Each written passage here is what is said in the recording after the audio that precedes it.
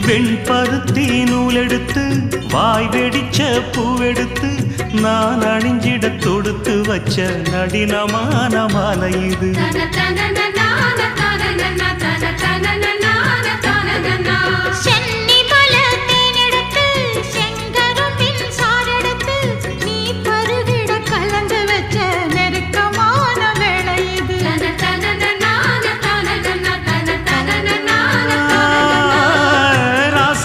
உடம்பிருக்கும் ரவிக்க துணி நானாக அன்னாடம் சூடி கொள்ள ஆசை வச்சாகாதா.